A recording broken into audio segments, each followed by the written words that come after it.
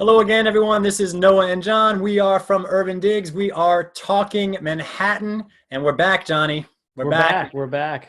We got a good one. We're going into the lending arena, and I want to give a shout out to Lisa Masonette of Sotheby's. She had me and Melissa Cohn, who I known her from 2007, 2008, back in those days as well. We used to do conferences together and stuff like that. And I haven't spoken to you, Melissa, in a long, long time.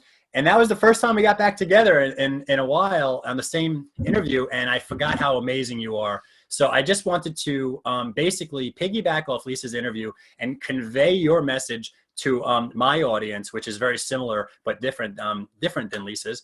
And here we are. So Melissa Cohn from Family First Funding, thank you so much for joining us. Thanks so much for having me. It's great to talk to you again. Yeah, totally. So listen, let's just start out. We got agents here. They got buyers. They got sellers. They're wondering what's going on in the lending element and how that relates to the COVID world in Manhattan real estate. Let's start high level with appraisals.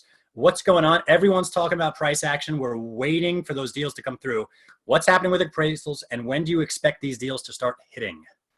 Well, the interesting thing is that we really have had very little volume over the course of the past 3 months. So anyone who's purchasing today is not likely to have an appraisal issue because appraisals are based on comparable sales that have closed ideally in the past 6 to 12 months. So the expectation is, yes, that values in New York City will fall, but anyone who is signing a contract today to close and purchase in, say, the next 60 to 90 days shouldn't really have an appraised valuation issue.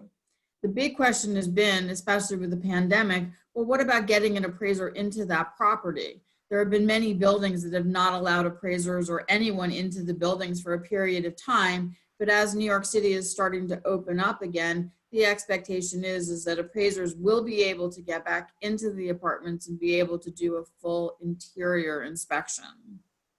Right. So looking forward, like, I don't know, late summer, early fall, when COVID deals do start coming through, I mean, do you have any expectation on what's going to happen with those appraisals? Are they going to shift to a declining market and have to start lowering, or is that something they're already taking into account now? Well, I think that New York City has sort of been in a declining market softly and slowly over the course of the past couple of years. And that we've seen the price reductions already in sort of the high end of the marketplace.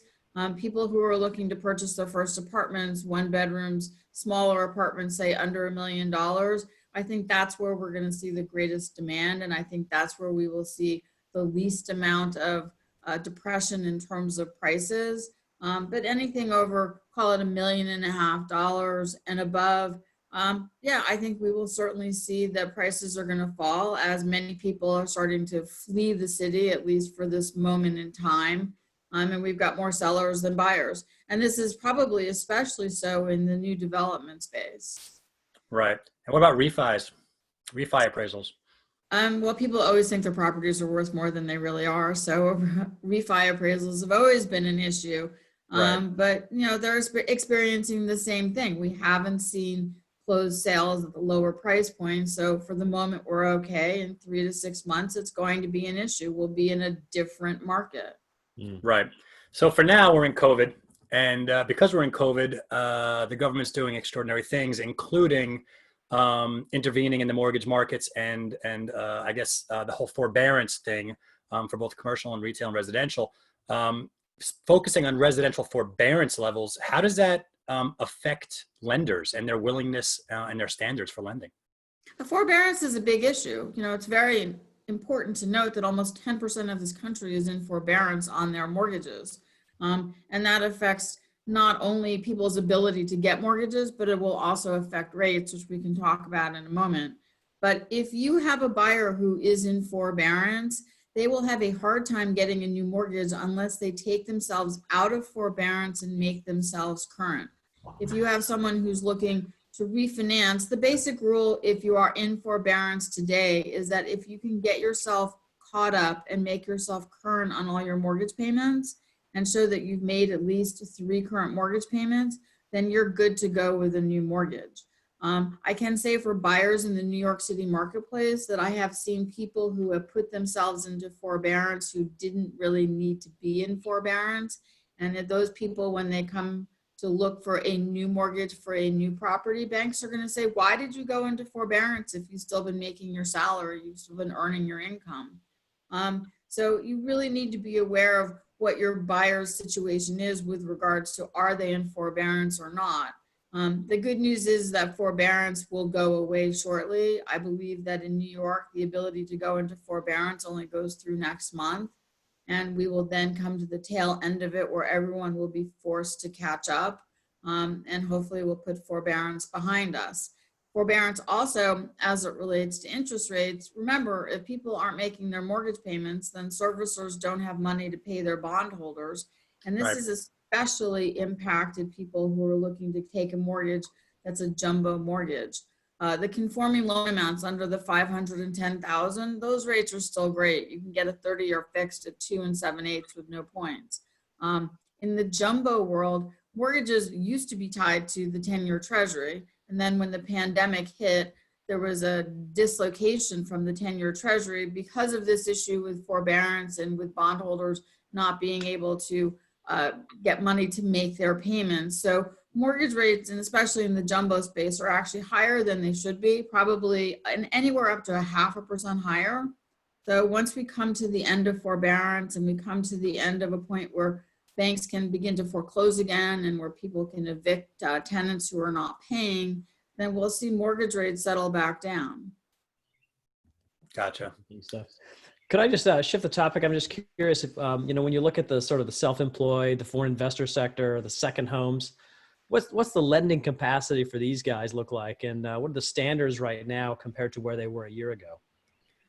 Well, let's start with the simple one, which is financing for foreigners. Mm-hmm. Because of all of the travel restrictions, there are a number of lenders who have actually suspended their programs for financing for foreigners. There still are banks that are out there financing for foreigners, but those banks are looking for bigger down payments, generally getting no more than 50 to 60% financing today. You can still do it, just much more limited. For people who are self-employed, that's a great question. First of all, the IRS has said that we don't have to file our taxes until July. So many people have not filed their 2019 tax return yet, and here we are in the middle of 2020. So banks are relying upon income from 2017 and 2018 to qualify.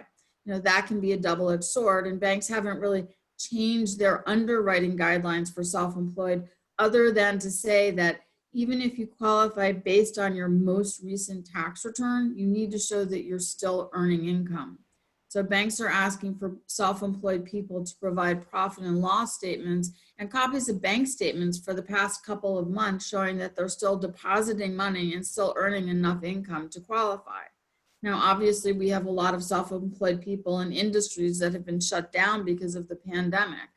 And the thought is that once people can get back to work and can show that they have a couple of months worth of income that was sufficient to meet financing needs and was comparable to historical income, that they'll be able to get financing again. But banks are also looking at to see whether self-employed people have taken the PPP money. Mm-hmm. If in a negative way? In essentially, yes. If you need federal money, that means you're not making enough money on your own, and then how could you afford to get a mortgage? I actually had one person who asked if they could use their PPP money as part of a down payment for a purchase, and the answer is a big no. PPP money is meant to help businesses and self-employed people stay afloat during the pandemic.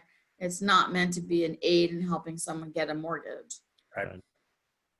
Right. So let me ask you a question. You mentioned earlier about pandemic pricing. What do you mean about pandemic pricing? Could you explain that? Well, because this is really, and once again, this is really in the jumbo marketplace. If banks are not getting mortgage payments on the loans that they're servicing, and if bondholders are not getting paid, that means there's less cash in the mortgage system. And then because of this liquidity drying up, there's less money out there for banks to make mortgages. And as a result, banks can add a premium to the rates that they charge. If you want to take a mortgage here, my rate's 0.5% higher. If you're willing to pay it, great. If not, there's so much demand right now for mortgages with rates as low as they are, that banks are just effectively saying, this is our cost of doing business today. It's also a greater, let's call it risk pricing. Yeah. If you were to make a mortgage to someone today, theoretically, if they were to close next week, they could go into forbearance the following month. Right. Banks want to make mortgages for people that are going to close and make their monthly payments. And because there are so many people that have gone into forbearance, banks are more hesitant and once again charging the premium. We've seen banks, for example, with pandemic pricing, a lot of banks have suspended their interest-only financing options. Their banks are demanding bigger down payments, Right. especially on the larger mortgages. If you're looking to borrow more than, say, $5 million, a lot of banks are looking for people to make 40% down payments, when 3 months ago they could have made a 20% down payment. Wow. So this pandemic has impacted pricing and guidelines and pretty much everything that we do. And, it's interesting to note that, here we are sort of the beginning of a very late spring selling season, we hope. With lots of pent up demand, and mortgage rates are very, very disparate from bank to bank. You'll find banks that will offer you a 30-year fixed in the high 2s, and others are offering you a 30-year fixed in the 4s. So it's important that you shop around. The banks are more discriminating too. Banks are looking for higher credit scores today. They're looking for more robust reserves. So it used to be that a bank would allow you to take your retirement assets and use that for your post-closing liquidity. Banks today are saying, no, we want to see that you have some of your reserves in cash and not in retirement assets. Generally, banks are more conservative and really want to make sure that people that are buying today will be able to afford to make their monthly payments in the months and the years to come. Yeah, I try to get a little macro here, and I try to sneak this in because in deflationary times, banks contract. They contract, and they did this in 2009. So good companies may not get that loan. That's kind of like the self-feeding part of this cycle. It kind of feeds on itself because it's not, you can't get those loans so easily. No, and you also have to deal with the fact that we have this perception that real estate prices are going to drop. I mean, we don't have any, obviously it hasn't happened yet. Everyone's sort of waiting for that shoe to drop, but that's made banks more nervous. And that's part of the psychology behind looking for bigger down payments. I mean, look at all the banks that are no longer offering home equity loans because they're afraid that people's equity in their homes is going to be diminished. And no one wants to be upside down. Yeah. And they want more skin in the game for the consumers. Right. Absolutely. And Melissa, you mentioned some of these higher price points, and a lot of the higher price points are heavily influenced by some of the new developments out there. And I'm curious how the banks are looking at the risk in the new dev sector, since you're looking at sort of, and many times spec projects, high price points, these sort of things. New development has really been, I would say, especially hard hit by the pandemic. And part of it has to do with the fact that there's such a huge supply of new condominiums that are available for sale. And the fact that the average building in New York City, and these are buildings that have been marketed for a year, for 2 or more, they're only between 30 and 40% sold. Fannie Mae's general guideline is that they don't want to finance in a building unless that building is 50% sold. And a lot of the big players, I won't mention names, who have been in the marketplace, who've been our typical go-to lenders for new development, are actually pulling out of the new development space, figuring that they already have too much on their books and the risk is too great.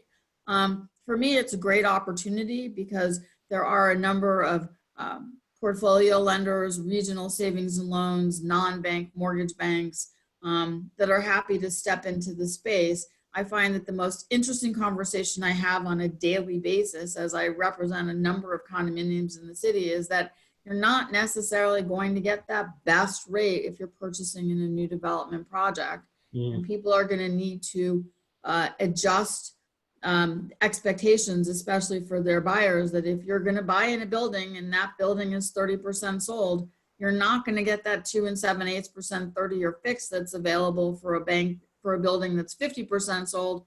That rate may be 3.5%. It may be you have to take an adjustable and not get a fixed rate loan at all, especially in these new conversion buildings. So new development we really need to sort of to have a major adjustment in terms of what the expectations are in terms of getting financing for these buildings. That's interesting. One of the things we've talked about before regarding the pandemic is there's a lot of things that are sort of new to the situation, and we feel like not all of them are going to stick, but certainly some things are going to stick. Virtual tours perhaps might become far more accepted in terms of showing properties. But you just mentioned something which I'd like to dig into a little bit, which is sort of a new. You mentioned there's a class of players who are typically providing financing for new developments who are no longer doing that, and sort of opening up a window of opportunity for some of the newer players. Do you think this is something that's going to stick? Might we see a new wave of lenders coming into this market who might have a foothold of opportunity here? Oh, absolutely. I mean, let's look at it this way. If you look at the big box banks, the Wells, the Chase, the Cities, I'm not naming names, but these are the banks that hold most of the loans that are in forbearance. So they have their own issues, and they have all these people that are not making their mortgage payments. They don't want to take the risk anymore. So they're pulling out of this marketplace. And yeah, absolutely. These portfolio lenders are going to come in, and they will be, I believe, the lenders of choice for new development over the course of the next couple of years until the markets stabilize again. But people need to realize that these portfolio lenders don't have as many people in forbearance because they're not Fannie Freddie lenders. They don't have tons of conforming loans. And their rates in general tend to be slightly higher than some of the big box banks. So therefore they have fewer troubled loans. They're willing to make more loans, be more aggressive, but at a certain price. But, especially if we think that prices are coming down, and if you have a buyer who's going to buy a property at an amazing price, 10% below, 20% below what the original asking was, you're not going to see that price level again in a couple of years when the markets and the economy stabilizes. So it's best to take advantage of that purchase price today and take whatever mortgage you can get. You can always refinance your mortgage. You can't redo the purchase price. What a fantastic question, John. Thank you so much for adding that in. Melissa, my brain was hungry when I came into this. It is now extremely satisfied. Thank you so much. I just want to ask one last final question. Most of my audience is professional agents who use this resource, this show, to pass on nuggets of information to their clients. So specifically for buyer clients, right? We're coming out. The gates are opening in a couple of days. What would you tell those agents to convey to their buyers to prepare them for the lending environment that they're about to potentially bid into? So I would say that obviously we all know that we're in unprecedented times, how I hate that expression. But that the lending world today is very different than it was 3 months ago. So if you had a buyer who was in the marketplace last fall and this winter, even at the beginning of March, and if let's say they were pre-approved, they need to go back and they need to revisit their lender. They need to get themselves reapproved, and they need to understand mortgages in June 2020 because they're very different than what mortgages were in February or March of 2020. Right. Awesome stuff.